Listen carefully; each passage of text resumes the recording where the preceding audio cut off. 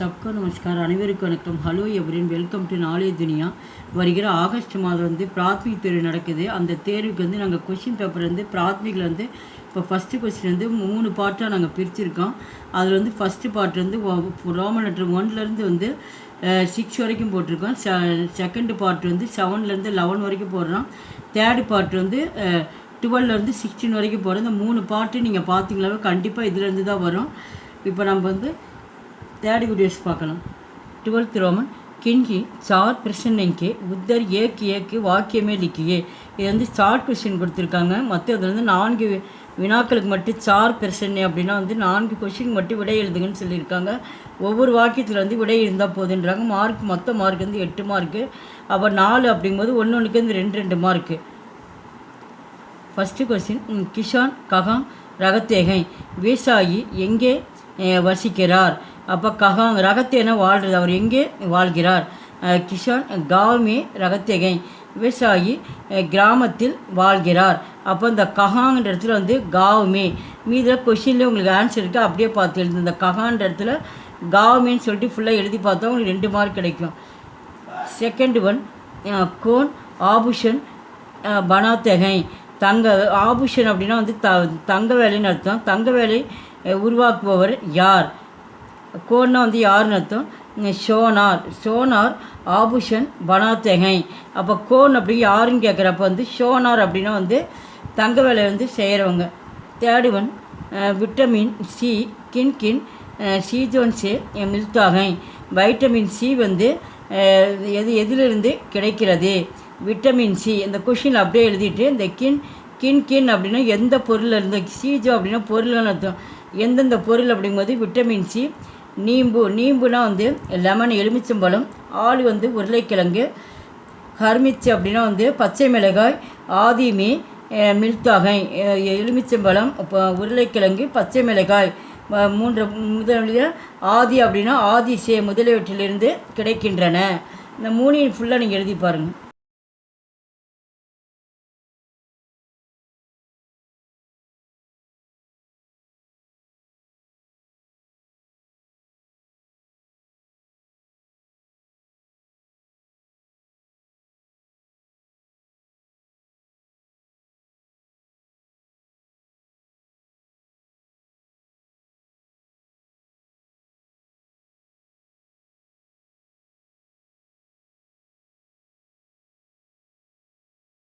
Fourth one, दूब से कौन सा विटामिन मिलता है? दूब அப்படின்னா வெயில் அர்த்தம்.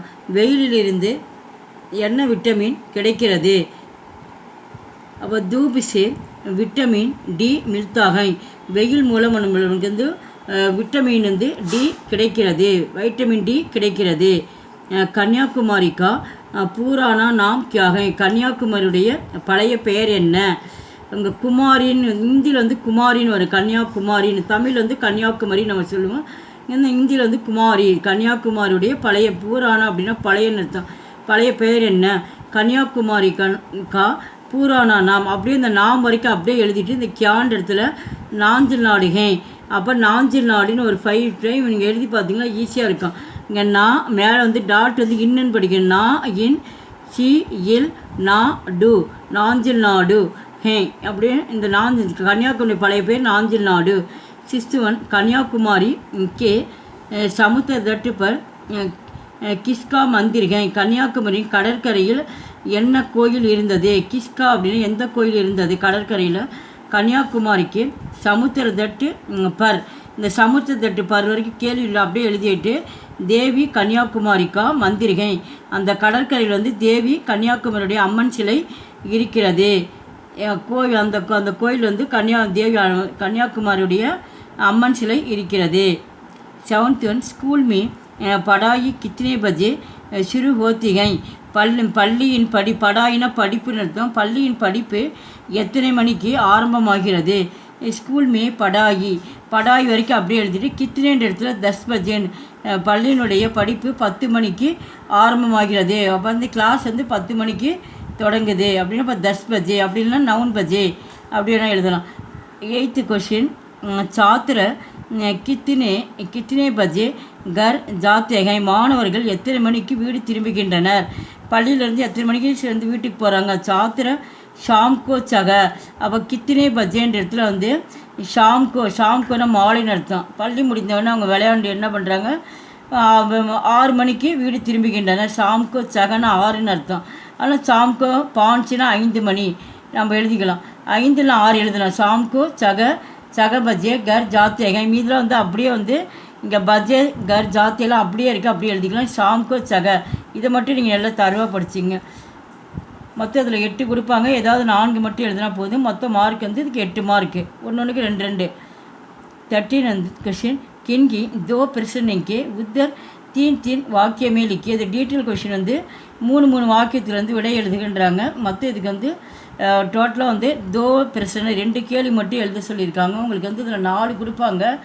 ஏதாவது வந்து 2 மட்டும் எழுதினா போது ஒன்றுக்கு வந்து 4 மார்க்கு. ஃபர்ஸ்ட் ஒன் குத்தே கே பாரேமே 3 வாக்கியம் लिखिए. நாய்களை பற்றி எழுதுக. குத்தேனா நாயை பற்றி 3 வாக்கியங்கள் எழுதுக. அது உத்தர்னா வந்து ஆன்சர்னு அர்த்தம். இங்கே பக்கத்தில் வந்து குத்தா படா பவதார் ஜான் ரெகை வந்து குத்தா வந்து ஒரு பெரிய நன்றியுள்ள விலங்கு. வகு கர்கி ரக்வாலி கர்த்தாகை, அது வந்து வீட்டை வந்து காவல் காக்கிறது. வகு பாத்து ரோட்டி அவர் மாங்ஸே காத்தாகை, அது வந்து பாத்துனா வந்து உணவு, ரோட்டினா வந்து ரொட்டி, மாங்ஸ்னா வந்து மாமிசம் கறி வகைகள்லாம் அது சாப்பிடுகிறது. செகண்டு கோடே மே கியா ஃபாயதே தோத்தேகை, குதிரையை பற்றி உனக்கு தெரிந்தவற்றை எழுத சொல்கிறாங்க. கோடேனா வந்து குதிரைன்னு அர்த்தம். கோடா காடி கீழ்ச்சிதாகை, அப்போ வந்து கோடா வந்து குதிரை வந்து வண்டி இழுக்கிறது. ஹம் உஷ்பர் சவாரி கர்த்தேகை, அது வந்து சவாரி செய்வதற்கு குதிரை மேலே உட்காந்து சவாரி செய்கிறதுக்கு அது பயன்படுகிறது. புராணி சம்யமி சோடு லடாய் மீ காம் ஆத்தேகை, புராணி சம்யா பழைய காலத்தில் வந்து போரில் பயன்படுவதற்கு, லடாயினா வந்து சண்டை போரில் பயன்படுவதற்கும் அது பணி செய்ய பயன்படுகிறது.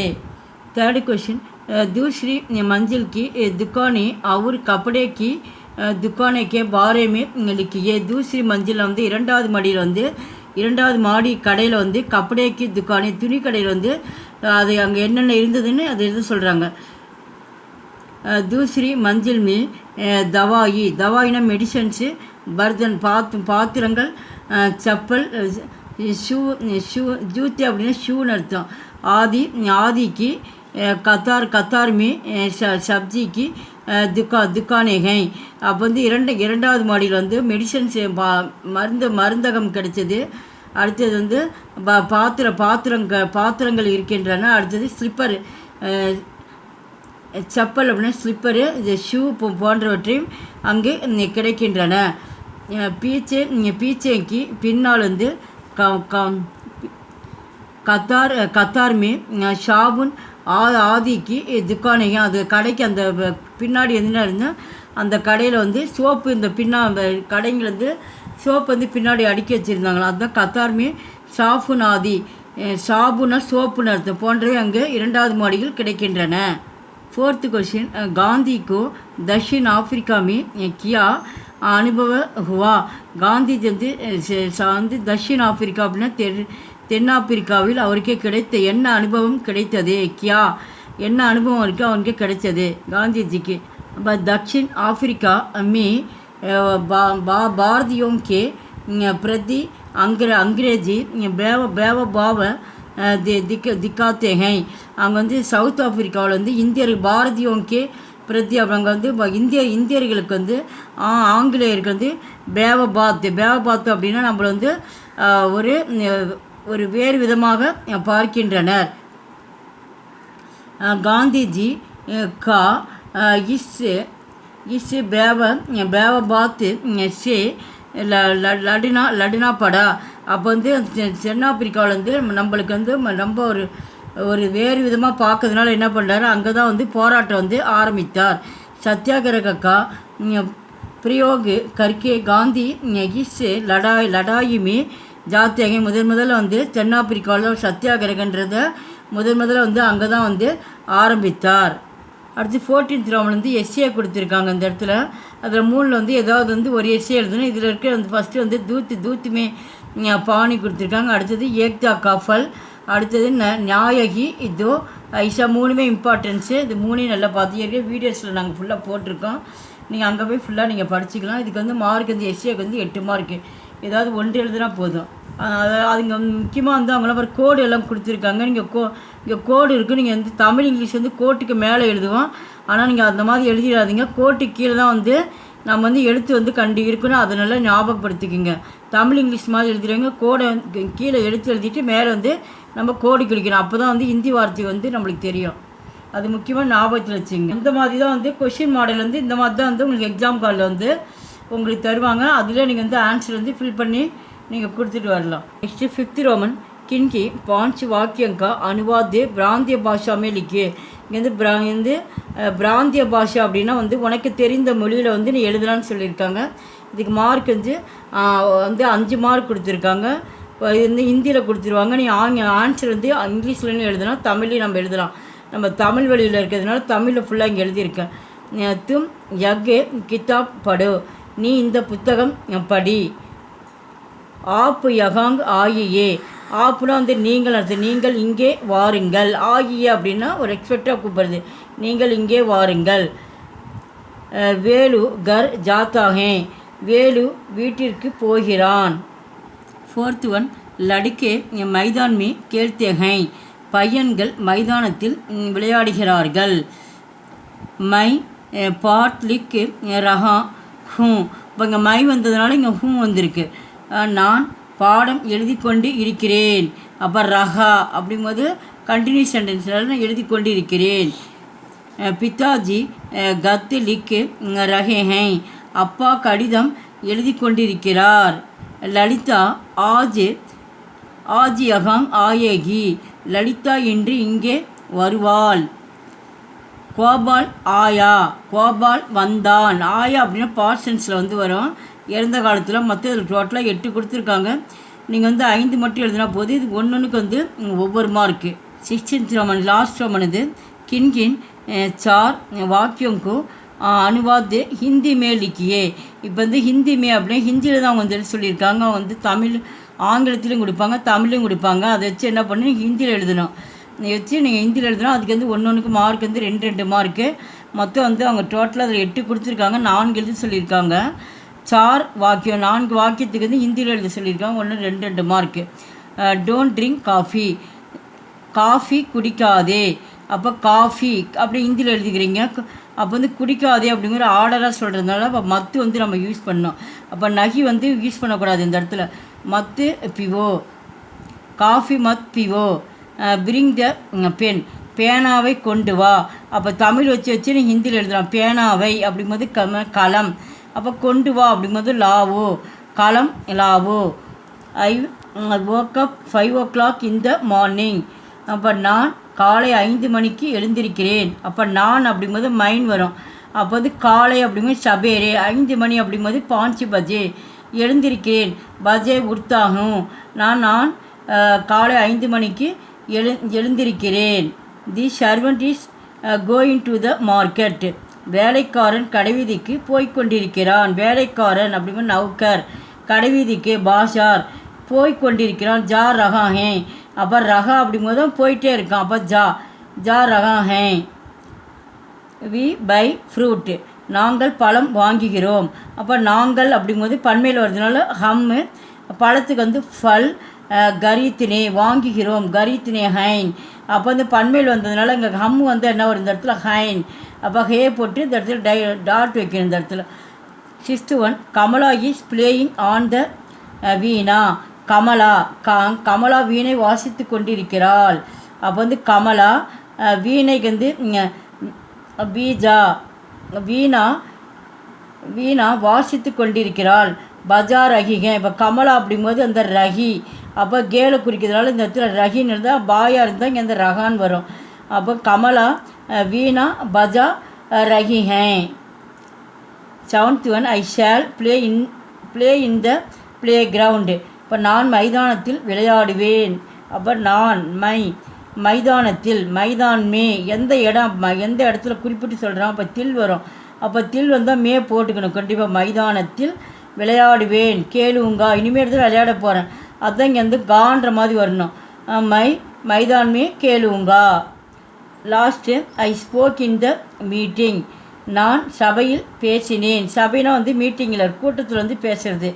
நான் சபையில் அப்படிங்கும்போது சபா எந்த இடத்துல சபையில். அப்போ ஷபாமே போலா. பேசினேன் அப்படின்னா வந்து போலா. இப்போ வந்து ஏற்கனவே வந்து வீடியோஸ் வந்து இந்த கொஷின் பேப்பர் வந்து ஏற்கனவே பார்ட் 1 பார்ட் 2 பார்ட் 3 சொல்லி 3 தான் போட்டிருக்கோம்.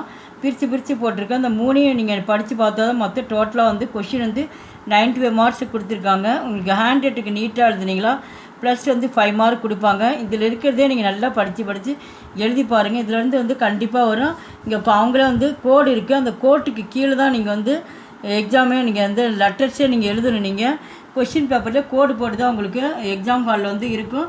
அங்கே வந்து டீச்சர்ஸ் சொல்லுவாங்க. இருந்தாலும் ஒன் டைம் நான் சொல்லிடுறேன், அதை லிசன் பண்ணிக்கோங்க.